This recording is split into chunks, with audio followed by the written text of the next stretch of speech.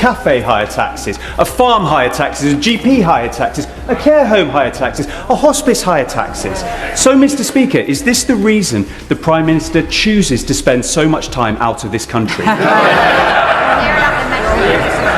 What began as a standard parliamentary session quickly unraveled into something far more unpredictable.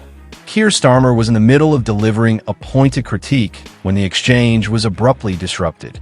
The situation escalated further as the Speaker stepped in to correct him publicly, all while the chamber grew increasingly restless. Instead of a controlled debate, the moment turned into a display of rising tension and visible disorder. I got that one wrong. Order! Order! I'm sorry I'm interrupting you, but unfortunately, we've got to stick to Prime Minister's questions, not opposition questions.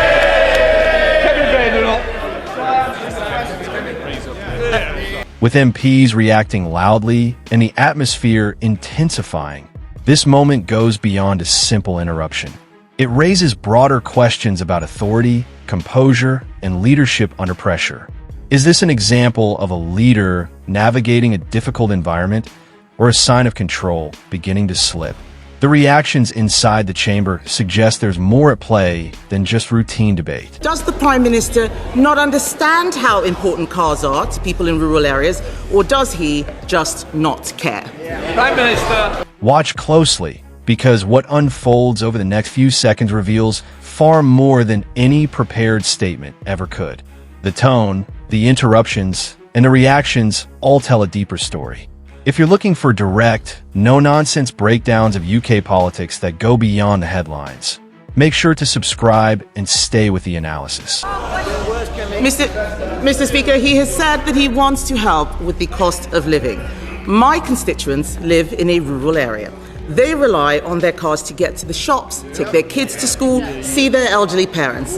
And they tell me the rising cost of petrol is the single biggest cost affecting family finances.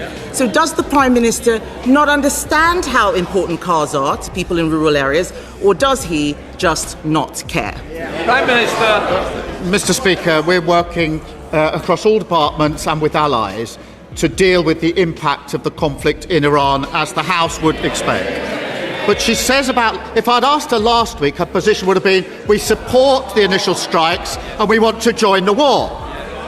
This week she says, we don't want to join the war. I'm sorry, that is a screeching U-turn. And Mr. Speaker, this is it. In this job, you don't get a second shot at making the right call on taking your country to war. If she were Prime Minister, Mr. Speaker, we would be in the war, and she would be coming back to Parliament a week later to say, oh, sorry, I got that one wrong. Order! I'm sorry I'm interrupting you, but unfortunately, we've got to stick to Prime Minister's questions, not opposition questions.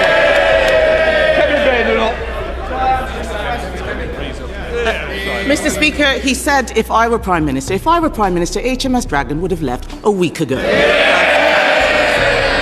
only time.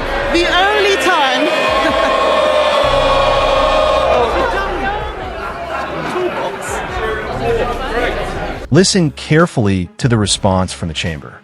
This is far from a calm or orderly environment. The noise, the interruptions, and the overall mood all point to mounting pressure. The key question is whether this reflects a leader maintaining control or one facing increasing resistance. Dr. Luke Evans. Mr. Speaker, I feel for the Prime Minister. It must be tough wherever he goes in the UK because of his policies. A pub hire taxes, a restaurant hire taxes, a cafe hire taxes, a farm hire taxes, a GP hire taxes, a care home hire taxes, a hospice hire taxes. So, Mr. Speaker, is this the reason the Prime Minister chooses to spend so much time out of this country? What a load of nonsense. Mr. Speaker, we are at a critical stage in progress in Ukraine that will affect Ukraine's sovereignty, the whole of Europe, and the values that we hold dear.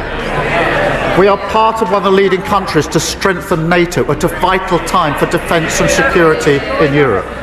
And we've secured trade deals that they tried for years to achieve, but never did because of our international engagement. And we've got better relations with the EU, all of which is good for our country. Ridiculous question. Moments like this don't happen in isolation. They expose underlying pressure, shifting dynamics, and the gap between messaging and reality. If you believe political leaders should be challenged and held accountable in real time, make sure to like the video and share it so more people can see the full context. I also want your perspective. Was this a display of leadership or a sign of control slipping? Leave your thoughts below and subscribe for more analysis that focuses on what's really happening beneath the surface.